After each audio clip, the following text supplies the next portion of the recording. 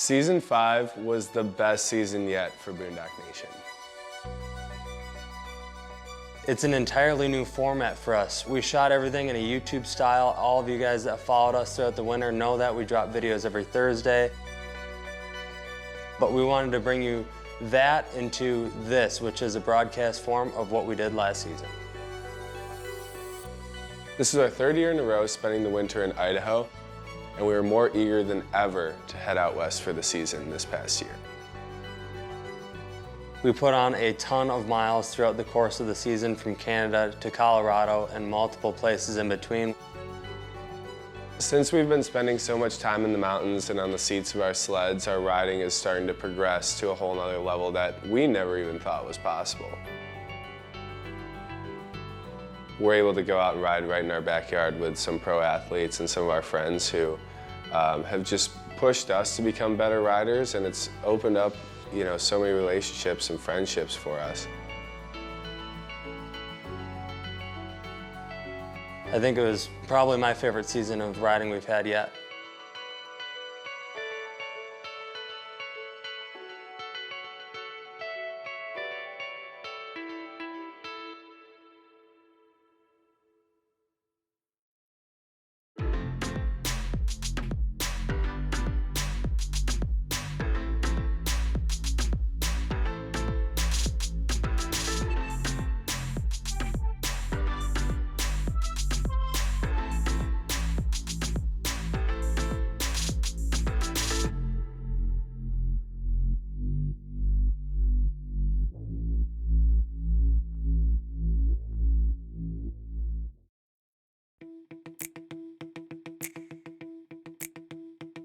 Our first big trip was to Valemount, British Columbia.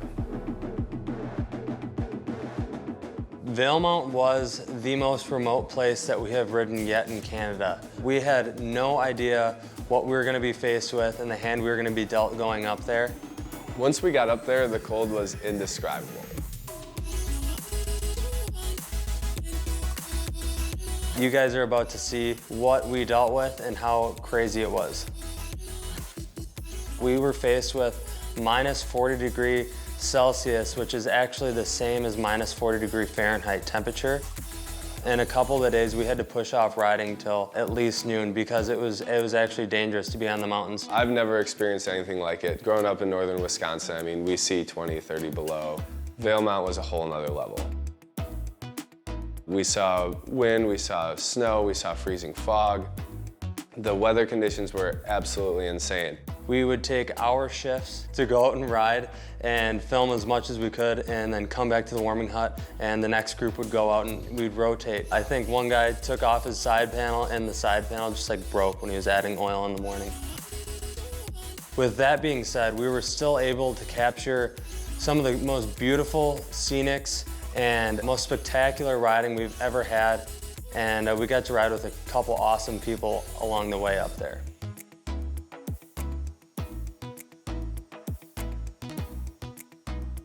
For me, the highlight of the trip to Valemount was definitely the ASC1 course. Curtis from Frozen Pirate was one of the best instructors I've ever worked with in any capacity. It really has nothing to do with how good of a rider you are. It's how aware we are of the factors around us, how aware we are of that terrain and the snow conditions that we're put on. Curtis is awesome in the way he teaches. He made it super entertaining, easy to collaborate. It really opened our eyes to the concept of avalanche safety. We were surprised right away with a mock burial. Marshall came up to us and he was freaking out, and they played it out so well, and we just jumped to it. Jack, man, you gotta help me. My friends are buried in an avalanche. I don't know what to do. I'm not really sure what's going on, guys. There we go. Okay, keep digging, boys. Keep digging. Once we were able to break that mock burial down and analyze all the things we did wrong and do specific drills, we did that mock burial at the end of the day in a similar situation. We cut our time in half. It was such a great feeling. It gave me so much more confidence going out into the backcountry the next day, the next few days, the rest of the season, really. This trip was the most remote, coldest, most extreme sled trip that I've ever taken. But we had such a good experience at Valemount. It was such a cool place that I will definitely be going back to Valemount. During this commercial break, head over to boondocknation.com to check out our shop. We've got hats, t-shirts, glasses, coffee mugs. We appreciate your support. Welcome back to the Best of Boondock Nation Part 2.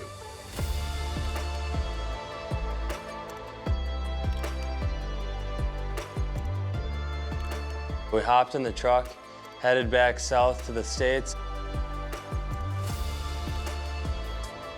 We were eager to go ride some of our favorite backyard zones with some of our friends, a couple of which were Shade and Hunter from Duradeck that made the trip out first week of February from their home in North Dakota.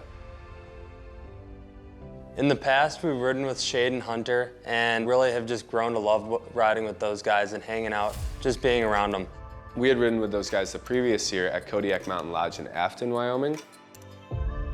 One of my favorite times of the year is when those guys come out and join us. They've done that for the last couple years now.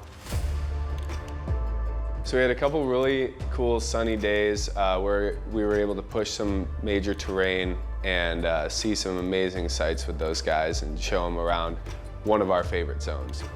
And then a storm moved in. We actually experienced some of the deepest snow that we had all season, which is a highlight to anyone's winter. You know, we got just blower pow, like handlebar deep. That was one of those days where I just didn't want to stop riding because I know you only get the chance to ride that deep of snow a couple of days a year. That day in particular sticks out as one of my favorite days of this past season, riding with Shade and Hunter and Dylan in one of our favorite zones right on the Idaho-Wyoming border.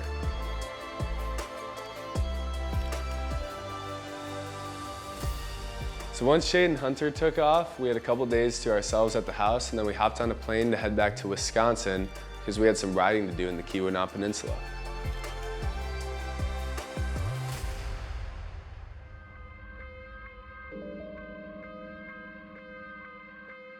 Coming home to northern Wisconsin and being able to go up to the Keweenaw Peninsula and do some trail riding is awesome. It's so good to get back in our home area. And that's where Boondock Nation was started, is right there in the Upper Peninsula of Michigan. To go back and do something that we haven't really done before, which is explore that area on the trail, it was pretty cool. It's just amazing. You can't beat coming back to the Midwest and experiencing the best trail riding that there is in the country. So many miles of groomed trails in the UP and the Keweenaw Peninsula. It's just spectacular. Jack and I don't get to do much trail riding at all throughout the course of a winter, so to come back and totally change it up from what we're used to was awesome. It's always great to get back to the Upper Peninsula of Michigan to ride snowmobiles, see the people, and experience the sled culture.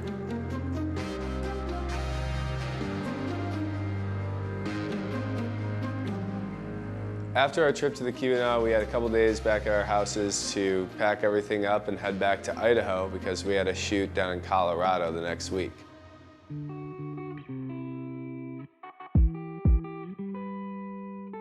Meeker, Colorado was really nice because it was one of the shortest drives we had this season, being that it was just under 8 hours. So that was nice for me since I am the driver. I do all the driving, have for the last few years.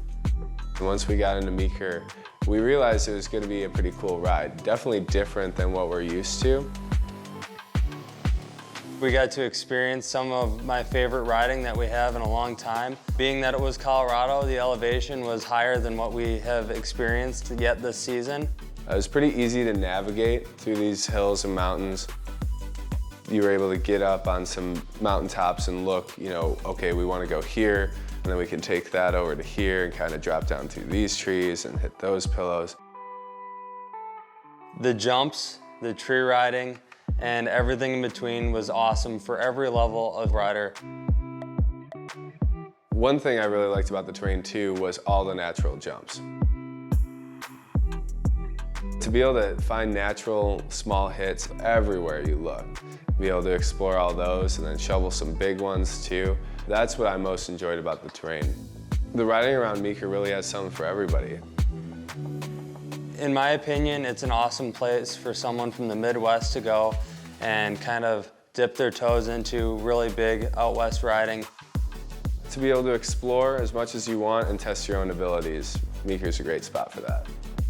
During this commercial break, be sure to check out our YouTube and OTT channel to learn more about Meeker, Colorado and its 3-part video series. Welcome back to the Best of Boondock Nation Part 2. After we were done riding in Meeker, we hit the road to go back to Idaho Falls and dive right into our spring riding season, which is some of our favorite riding of the year. Island Park is always one of Jack and my favorite places to ride. We rode there in seasons past, and a couple years ago rode there like 30 times over the course of the winter. So for us to be able to go back to Island Park and ride some of the zones that we were very familiar with for the first time of the year was a treat. We went up and we stayed at Sawtell Mountain Resort. Beautiful place, it's completely redone. It's right at the base of one of our favorite zones to ride. We just went up there with no expectations, no agenda, just to have a great time. It was really just relaxing, I guess, to be out there with friends. The best plan was no plan. We were just out there to ride. It's got some of my favorite tree riding that there is in the area regionally close to Idaho Falls in southeast Idaho, but it also has some pretty intense jumps in big country too. Island Park really has a special place in my heart because of the natural beauty, the great snowmobiling, and the proximity to where we live. Island Park is definitely a destination that all sledders should check out.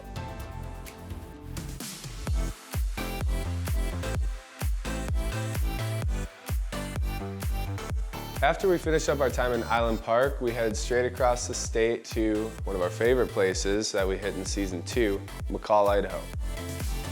McCall is one of Idaho's best sledding destinations. A little bit lower elevation, sick terrain, definitely a place that I've been wanting to get back to for the last couple years.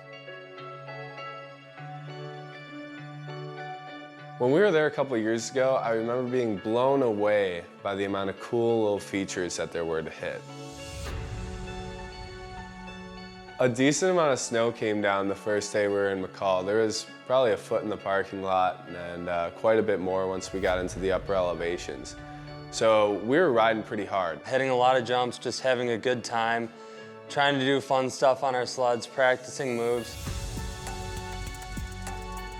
We were hitting stupid jumps and trying to jib off trees, and Lucas kept trying to do this crazy log ride.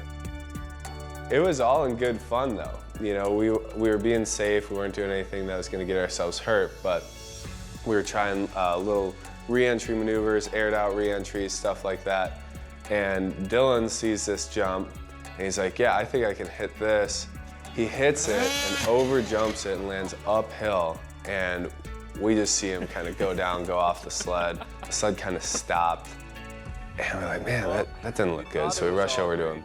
He says, I think my alpha rail broke. So we tip it up on its side and we're looking at the rail and the rail's fine.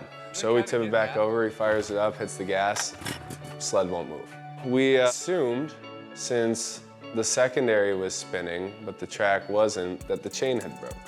So we start a fire, tip the sled up on its side, drain the chain case oil out into a bag. We pull the chain out and it's intact.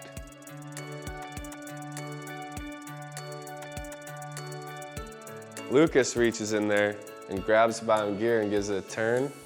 It comes right out with a chunk of drive shaft in it. He sheared that drive shaft right off somehow. Thankfully, we were fairly close to the trail and prepared with tools in our packs to be able to complete this mission. During this commercial break, check out our new online series, Helmets Off, where you get to meet riders like us on and off the snow. Welcome back. It's the Best of Boondock Nation Part 2.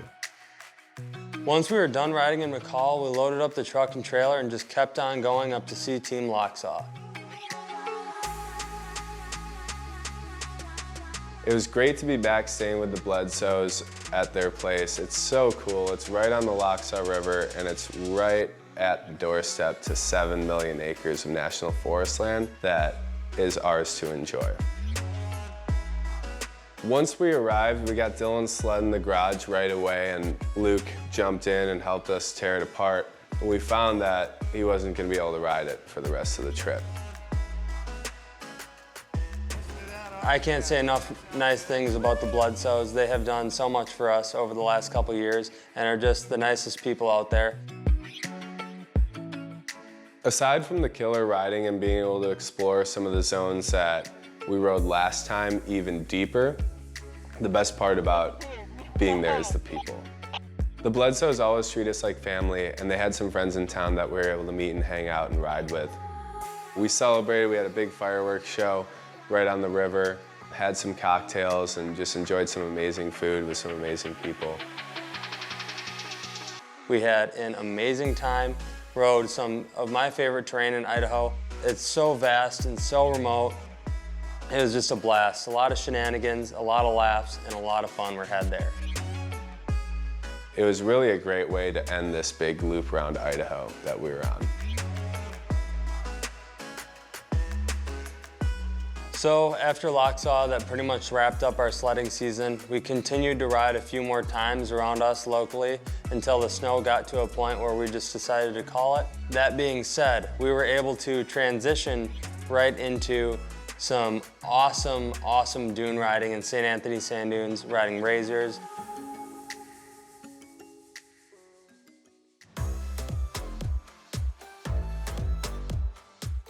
We hadn't really done anything like this before, so we had no idea what we were getting ourselves into, but we were told to bring a helmet and goggles and come on out.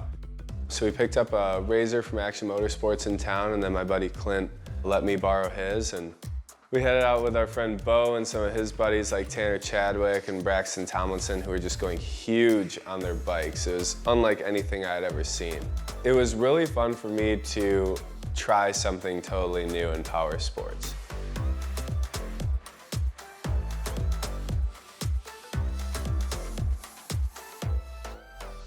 Not many people probably know it, but just north of Idaho Falls, there are some of the best sand dunes in the world to ride.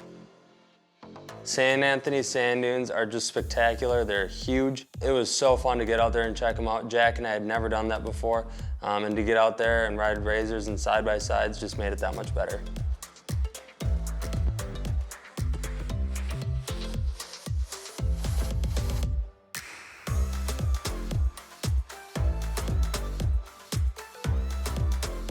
Season 5 was my best winter yet by far. The winter meant so much to me. I mean, I know Dylan and I both progressed as people and as riders throughout the entire winter.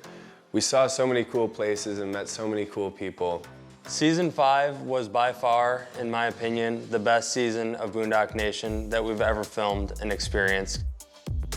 From the beautiful mountaintops of Valemount, British Columbia, to wrapping it all up in the sand dunes in eastern Idaho. We covered it all. It was so much fun, and I would never trade off what we experienced this season for anything else. Thanks for watching. This last winter was a season that I'll remember for the rest of my life. Thank you so much for following along on the journey. To see more, head to our YouTube and streaming channels for weekly Boondock Nation content.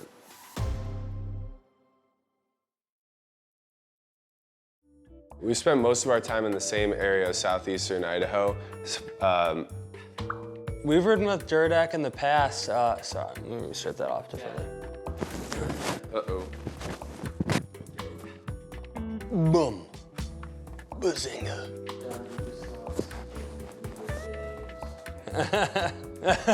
Yeah, dude, it's so weird. Oh, yeah. Okay, I got something now. Kyle for Valemount for Jack. So let's do it that way. I like that. Anyway,